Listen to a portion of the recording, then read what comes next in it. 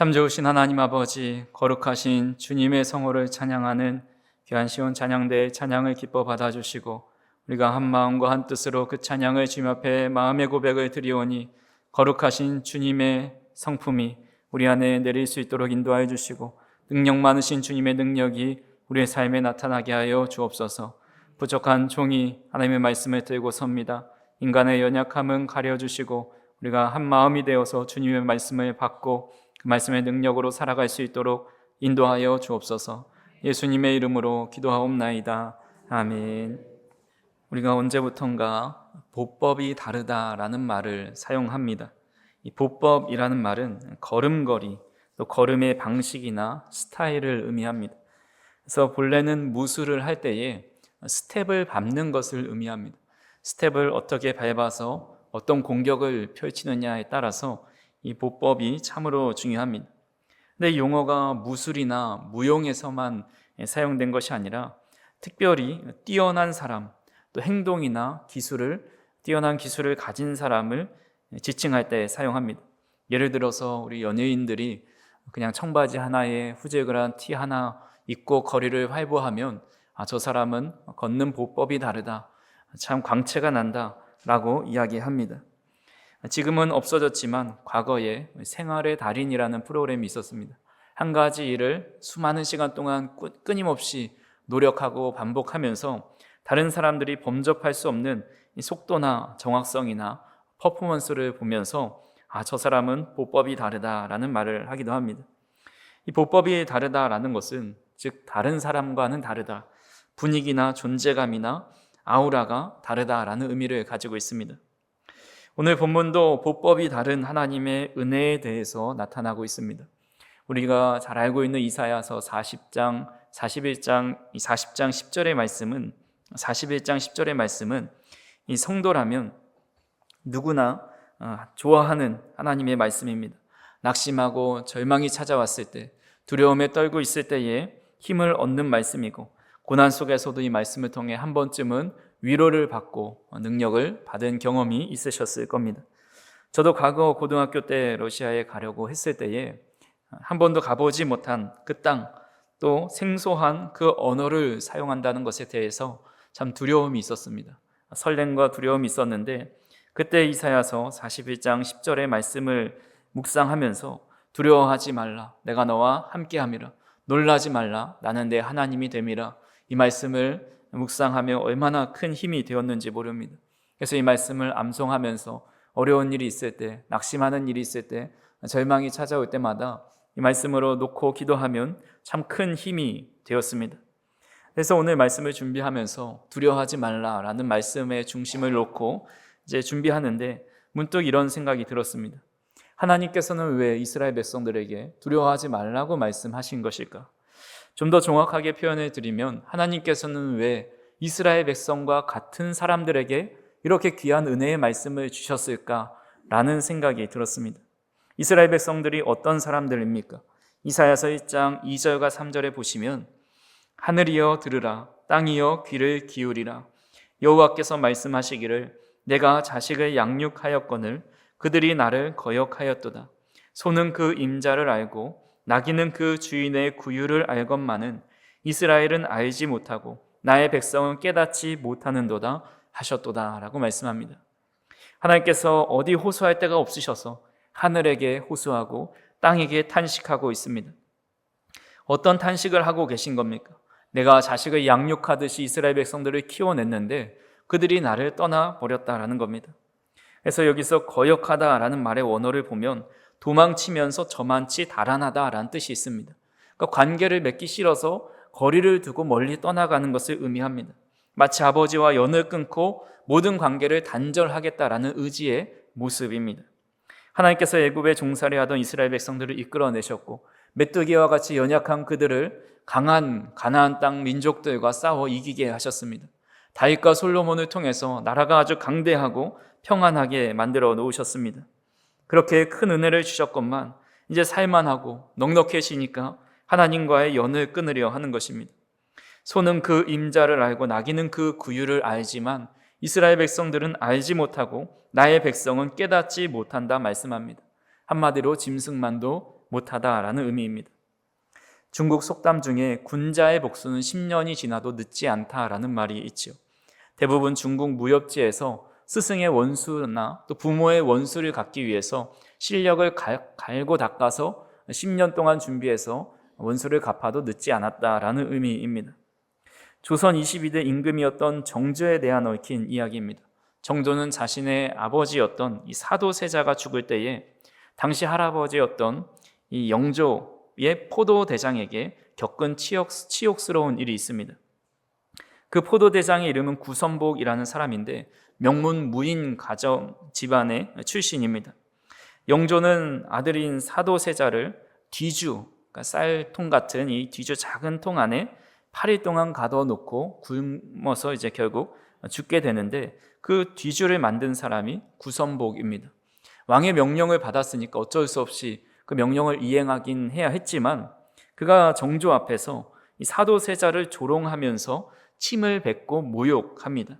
기록에 따르면 정조는 이 구선복의 얼굴을 볼 때마다 손으로 찢어 죽여 그 살점을 먹어버리고 싶다라고 할 정도로 너무나도 그의 행실에 대해서 큰 분노와 복수심을 갈게 됩니다.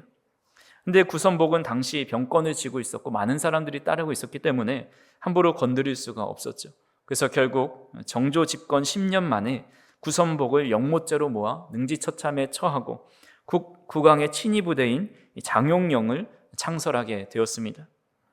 사람은 누군가로부터 기분 나쁜 일을 당하고 어려움을 당하면 당장 갚아주고 싶어 합니다. 당장 갚아줄 힘이 없으면 복수의 칼날을 갈아서 언젠가라도 갚아주고자 하는 것이 바로 인간의 일반적인 모습입니다. 하나님께서 이스라엘 백성들을 어떻게 인도하셨는지 신명기 32장에 이렇게 말씀합니다. 10절부터 12절에 보시면 여호와께서 그를 황무지에서 짐승이 부르짖는 광야에서 만나시고 호위하시며 보호하시며 자기의 눈동자같이 지키셨도다. 같이 한번 읽어보겠습니다.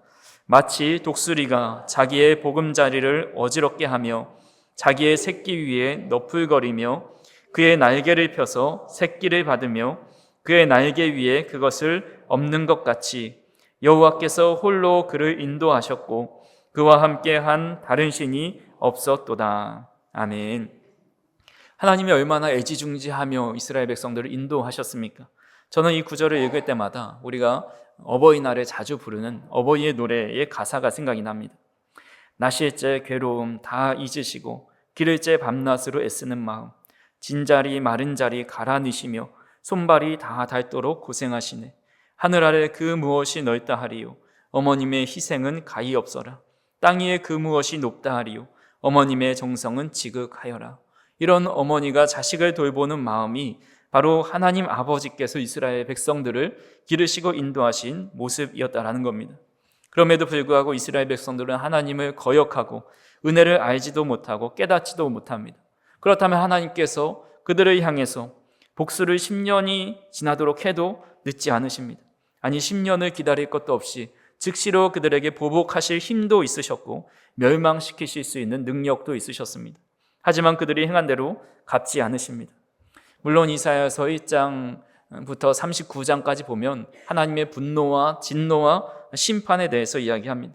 하지만 이사야 40장에 들어서서는 하나님께서 이스라엘 백성들을 위로하시고 다시 회복시켜 주시는 말씀이 나옵니다. 그리고 오늘 41장의 본문은 하나님은 우리를 어떻게 구원하시고 보호하시는지를 구체적으로 표현하고 있습니다. 즉 하나님의 은혜는 일반 상식의 보법이 아니라는 겁니다. 우리 인간과는 다른 차원의 보법을 보여주고 있습니다. 그 은혜의 보법은 오늘 우리에게도 적용됩니다.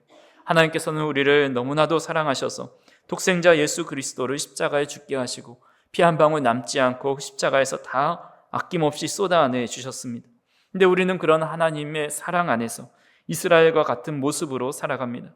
이스라엘을 욕할 수 없을 정도로 우리도 똑같은 모습으로 살아간다라는 겁니다. 하지만 하나님은 그런 우리에게 동일하게 말씀하고 있는 것입니다. 두려워하지 말아라. 내가 너와 함께 하겠다. 놀라지 말아라. 내가 너의 하나님이 되어줄게. 참으로 나의 의로운 오른손으로 너를 붙잡아 줄게. 너가 아무리 나를 배반하고 떠나가도 끝까지 너를 사랑해 줄게. 말씀하시는 하나님이다라는 겁니다. 그렇다면 우리는 얼마나 우리를 사랑하시고 은혜를 베풀어 주시는지 오늘 말씀을 통해 두 가지로 살펴보고자 합니다. 먼저 8절과 9절에 보시면 하나님이 우리를 얼마나 사랑스럽게 부르시는지를 알 수가 있습니다. 우리 본문 8절에서 9절을 같이 한번 읽어보겠습니다. 그러나 나의 종 너 이스라엘아, 내가 택한 야곱아, 나의 벗 아브라함의 자손아, 내가 땅 끝에서부터 너를 붙들며 땅 모퉁이에서부터 너를 부르고 내게 이르기를 너는 나의 종이라, 내가 너를 택하고 싫어하여 버리지 아니하였다 하였노라. 아멘. 오늘 본문을 보니까 하나님께서 이스라엘 백성들을 부르실 때 세 가지 호칭을 사용하십니다. 나의 종 이스라엘아, 나의 택한 야곱아, 나의 벗 아브라함의 자손아라고 부르십니다. 근데 이 말씀, 이스라엘과 야곱과 아브라함의 자손, 이것은 한 사람을 지칭합니다. 표현이 모두 같은 대상을 의미한다라는 겁니다. 이스라엘이 누굽니까? 바로 하나님께서 야곱의 이름을 바꿔주셔서 이스라엘이라고 부르는 것입니다. 또한 야곱은 아브라함의 자손입니다. 그러니까 하나님께서 이스라엘을 부르실 때 단순히 이스라엘아 한 번 부르신 것이 아니라 같은 의미의 세 가지 표현을 사용하면서 다르게 부르고 있다는 겁니다. 이것은 히브리식으로 매우 강조하는 표현을 할 때 사용됩니다. 이 세 번의 부름 속에 하나님의 강한 사랑과 확증이 담겨 있는 겁니다. 먼저 나의 종 이스라엘이라 부르신 것은 이 종이라는 단어는 바로 단순히 주인과 종의 관계가 아닙니다. 하나님의 소유가 된 사람, 하나님께 속해 있는 사람, 완전히 하나님께 사로잡힌 사람을 의미합니다. 그러니까 하나님께서는 너는 내 사람이야, 너는 내 것이야, 내가 너를 사로잡았어 라는 사랑의 선언이라는 겁니다. 두 번째로 나의 택한 야곱아라고 부르죠. 여기서 택했다라는 것은 기뻐하다, 즐거워하다라는 히브리 원어의 의미가 담겨 있습니다. 그러니까 나는 너를 기뻐하며 선택했어, 너는 내 것이고 나의 기쁨이야 라고 부르고 있다는 거죠. 또 세 번째로는 나의 벗 아브라함의 자손아라고 부릅니다. 이 벗이라는 단어는 가장 사랑스럽고 믿을 만한 사람에게 붙이는 말입니다. 그래서 하나님이 우리를 가장 사랑스럽고 신뢰할 만한 존재로 여기면서 나의 벗이라라고 부르고 있다는 겁니다. 결국 이 세 가지를 다시 정리해서 말씀드리면 너희는 나에게 속한 자야, 나의 기뻐하는 자야, 나의 가장 신뢰할 만한 친구야 라고 세 부분을 향해서 세 개의 표현으로 부르고 있다는 겁니다. 그러면서 이어서 말씀하시기를 땅끝에서부터 너를 불렀다, 멀리 떠나 있어도 너를 다시 내 것으로 삼았고 내가 너를 붙들어 주었다라고 말씀합니다. 여기서 땅끝이라는 것은 바벨론 포로의 생활을 의미합니다. 이스라엘 백성들이 포로되어서 그 멀리 묻혀있는 그 사람들을 발견해서 단단히 붙잡아 일으켜 다시 데려왔다라는 겁니다. 그리고 버리지 않았다라는 것은 너를 잊거나 포기하거나 내버린 적이 없다라는 것입니다. 이것은 이스라엘 백성들이 어디에 있든지 무슨 상황에 있든지 하나님께서 그들을 끝까지 사랑하시고 붙잡아 주시고 하나님의 자녀로 기억하신다라는 겁니다. 혹 우리가 하나님을 기억하지 못하고 하나님의 뜻을 깨닫지 못하고 하나님을 배역하는 자리에 있다 할지라도 하나님의 사랑은 여전히 변함없이 우리를 사랑하고 계시다라는 겁니다. 미국의 최초 여성 대법관이었던 샌드라 데이 오커너라는 분이 있습니다. 그녀는 1981년부터 24년 동안 여성 법관으로 활동하면서 권력에 치우치지 않는 모습으로 많은 사람들에게 인정을 받았고 정의롭게 이 판결을 내렸습니다.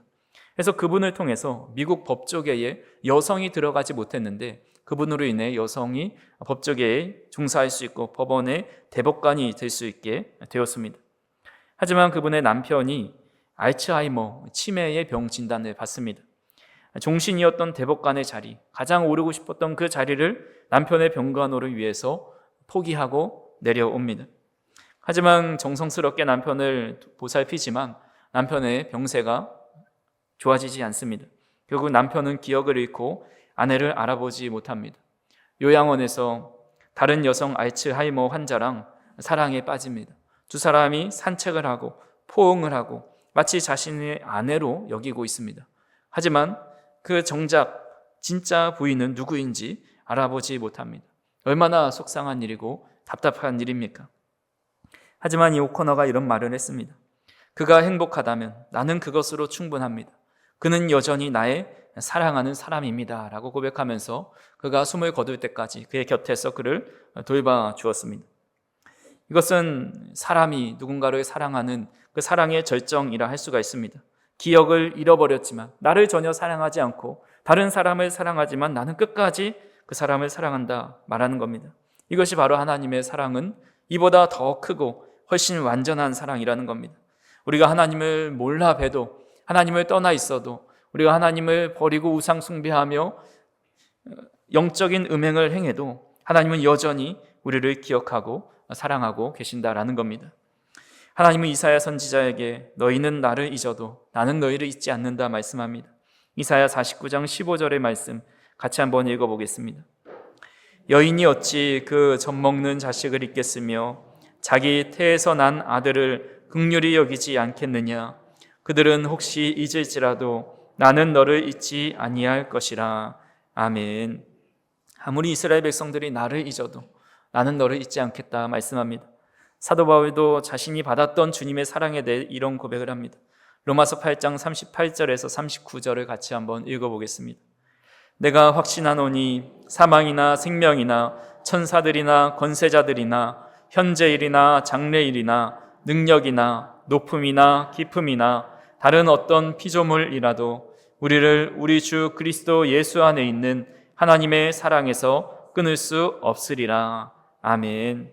사도 바울은 주님을 믿는 자들을 핍박했고 자신 하나님을 제대로 믿지 않고 살았지만 그런 죄인 되었을 때에 하나님께서 자신을 불러주시고 이방인의 사도로 세워주신 하나님의 사랑 안에서 그 무엇도 끊을 수 없다고 고백하고 있습니다. 사랑하는 성도 여러분, 우리가 하나님을 잊을지라도 하나님은 우리를 잊지 않으십니다.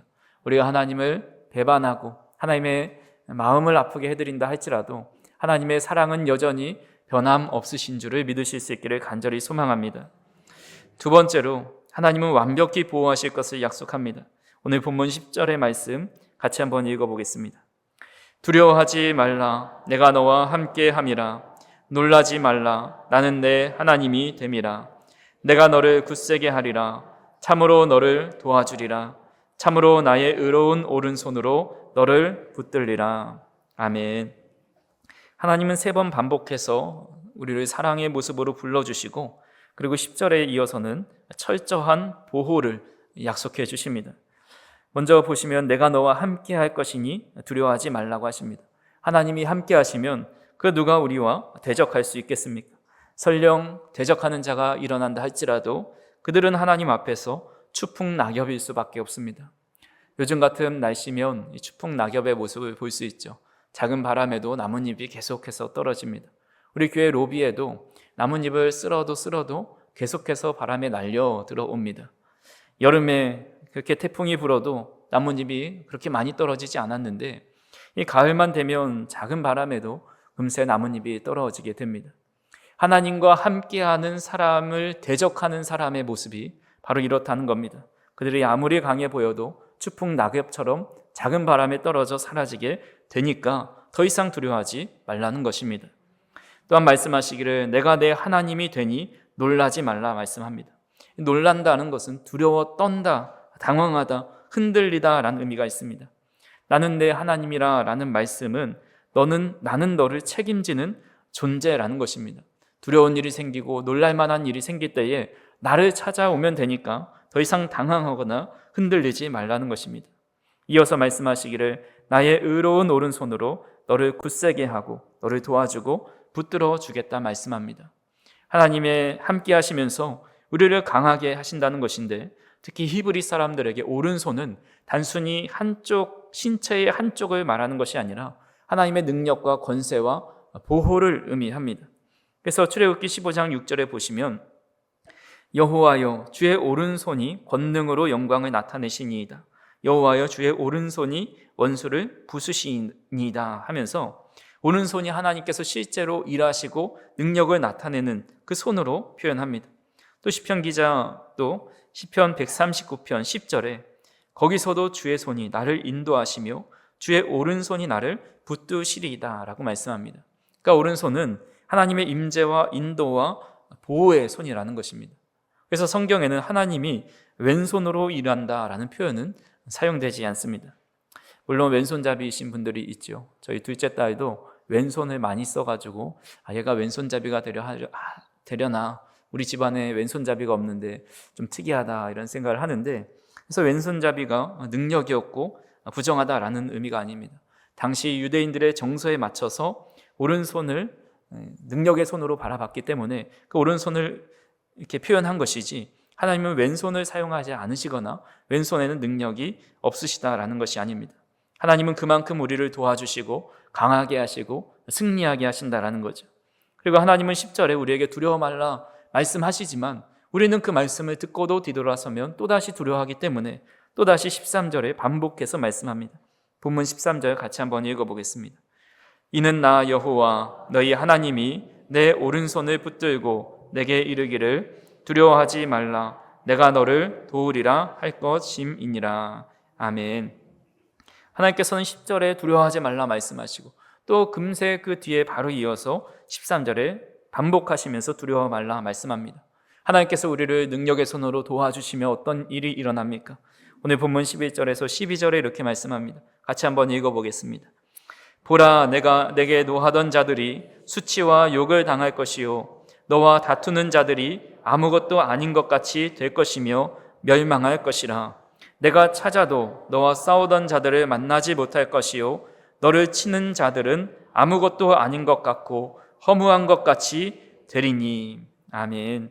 우리를 대적하는 모든 것들이 아무것도 아니고 금세 우리가 알지 못하게 사라지게 된다고 말씀합니다. 근데 여기서 중요한 것이 11절에 보시면 노하던 자들, 또 다투던 자들, 12절에 싸우던 자들, 너희를 치는 자들이라는 표현이 나옵니다. 이것은 점진적인 강도를 의미합니다. 노하던 자들이라는 것은 감정적으로 분노해서 대적하는 자들입니다. 또 다투는 자들이라는 것은 말로 공격하는 자들이라는 것이죠. 또 싸우는 자들은 실제로 전투를 벌이는 자들입니다. 그리고 나서 너를 치는 자들은 직접적인 폭력을 행사하는 자를 의미합니다. 그러니까 점점 강해지는 공격의 단계를 묘사하시면서, 이런 점점 강해지는 공격 속에서 너희는 스스로 이길 수 없고 막을 수 없지만 내가 그들에게 수치와 욕을 당하게 할 것이고, 너와 다투던 자들을 만나지 못하게 할 것이고, 그들이 아무것도 아니고 허무한 것이 되게 하겠다라고 말씀하고 계시는 것입니다. 이는 하나님께서 싸우셔서 그 모든 대적을 무너뜨리겠다는 약속입니다. 우리의 근심과 두려움의 대상들이 사라지고 하나님께서 그 모든 걱정거리를 보이지 않게 하신다 말씀합니다. 영국의 윌리엄 월포드라는 목사님이 있습니다. 이분은 앞을 볼 수 없는 맹인이셨습니다. 근데 그분은 눈을 볼 수 없었지만 신구약 성경의 대부분을 암기하고 계셔서 그것으로 인해서 꽤 유명한 분이었습니다. 그리고 많은 시간을 기도하면서 하나님과 교제하는 분으로 유명하셨습니다. 그분이 기도하면서 지은 시가 있는데, 그 시를 친구인 살몬이라는 목사님에게 구술하였고, 그 시가 너무 귀해서 이것을 가만히 나만 알면 안 되겠다 해서 찬송으로 재탄생시킵니다. 그 곡이 바로 찬송가 364장 내 기도하는 그 시간이라는 곡입니다. 내 기도하는 그 시간, 그때가 가장 즐겁다.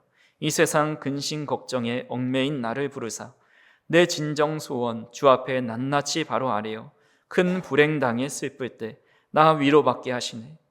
내 기도하는 그 시간 내게는 가장 귀하다. 저 광야 같은 세상을 끝없이 방황하면서 위태한 길로 나갈 때 주께서 나를 이끌어 그 보호자 앞에 나아가 큰 은혜를 받게 하시네. 이러면서 4절까지 기도하는 그 시간이 가장 즐겁다는 고백을 합니다. 큰 불행을 당해 슬플 때 위로를 받게 되고, 광야로 눈이 안 보여 이리저리 방황하면서 나아갈 때에 하나님께서 나를 이끌어 그 주님의 보좌 앞에 가게 하신다라는 고백입니다. 윌포드 목사님은 앞을 볼 수 없는 것이 얼마나 두려웠겠습니까? 길을 나설 때 장애물이 있지 않을까, 내가 이상한 곳으로 가지 않을까 늘 두려운 마음으로 길을 나섰을 것입니다.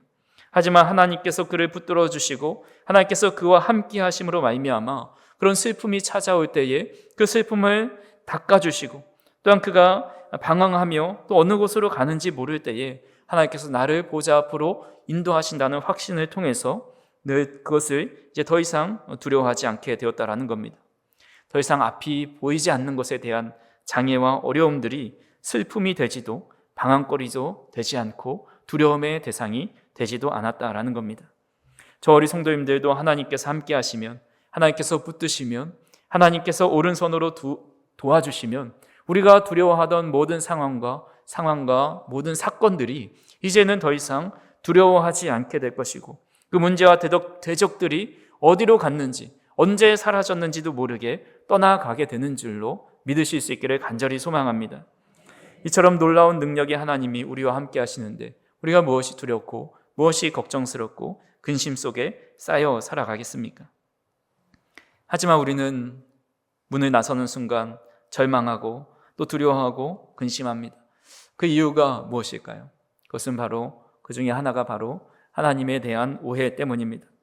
내가 하나님을 떠났고, 내가 하나님의 뜻대로 살지 않고, 내가 하나님 앞에 온전히 헌신하지 못하니 하나님께서 나를 도와주시지 않고 함께하지 않으시고 하나님의 능력이 절반만 나타나는 것은 아닌가, 이런 오해를 한다라는 겁니다. 미국 성공의 신학자인 미로슬라이브 볼프라는 분이 이런 말을 했습니다. 무자격 은혜의 경제학은 도덕적 인과응보의 경제학을 능가한다. 좀 어려운 말인데요. 무자격 은혜의 경제학은 도덕적 인과응보의 경제학을 능가한다. 이 말을 좀 쉽게 풀어서 말씀드리면, 우리가 많이 들어왔던 말씀, 수고 없이는 소득도 없고 no pain, no gain, 노력 없이 이룰 수 있는 것은 아무것도 없다. 세상에 공짜가 없다. 우리가 자녀에게, 또 교사가 학생들에게 공부해야 된다, 노력해야 된다, 이 말을 이렇게 명언들로 둘러서 이야기할 때 사용됩니다. 어떤 유튜버가 한국에서 미국으로 비행기를 타고 가는데 1등급 좌석을 끊었습니다. 퍼스트 클래스죠. 비용이 무려 편도만 1,000만 원이 넘습니다. 그분은 10시간 넘게 비행을 하면서 한시도 잠을 자지 않았습니다.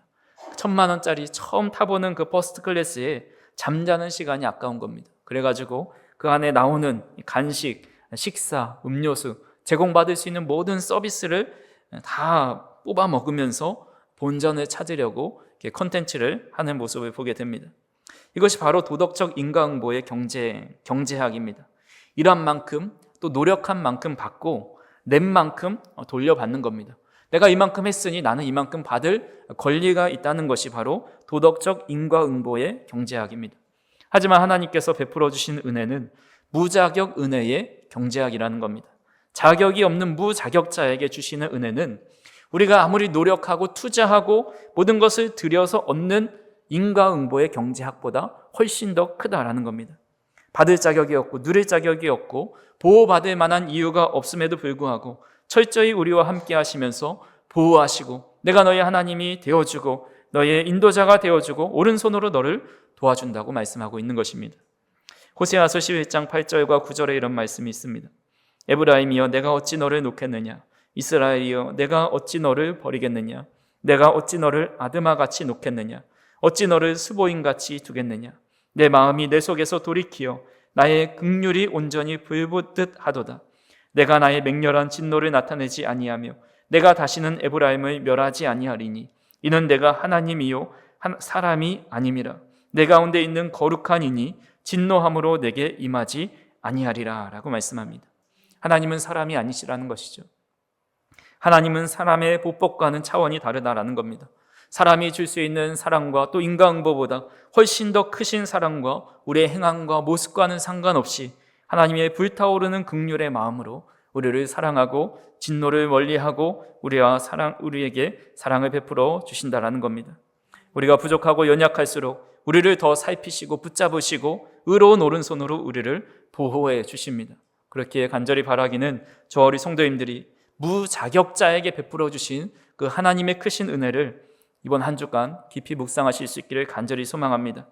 무자격자인 나에게 그렇게 크신 은혜를 주셔서 하나님께서 나와 함께 하시고 내가 너의 하나님이 되겠다 말씀하시고 내 오른손으로 너를 도와주신다 말씀하셨으니 내가 다시는 두려워하지 않고 놀라지 않고 염려에 휩싸여 살아가지 않고 우리의 대적 앞에서 두려워 떨지 않는 그런 저와 우리 성도님들이 되기를 간절히 소망합니다. 기도하시겠습니다.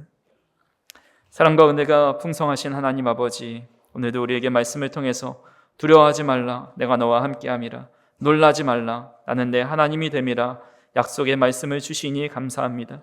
우리가 연약하고 자격 없을 때에도 의로우신 오른손으로 붙들어 주시는 하나님의 은혜에 감사를 드립니다. 우리의 계산과 다르게 일하시는 주님의 은혜의 보법을 우리가 바라볼 수 있도록 인도하여 주시고, 낙심한 마음에는 소망을, 흔들린 믿음 위에 굳건함으로 세워 주시옵소서. 한 주간도 우리와 동행하시고 함께 하시고 힘주시는 하나님을 날마다 경험할 수 있도록 인도하여 주옵소서. 예수님의 이름으로 기도하옵나이다. 아멘.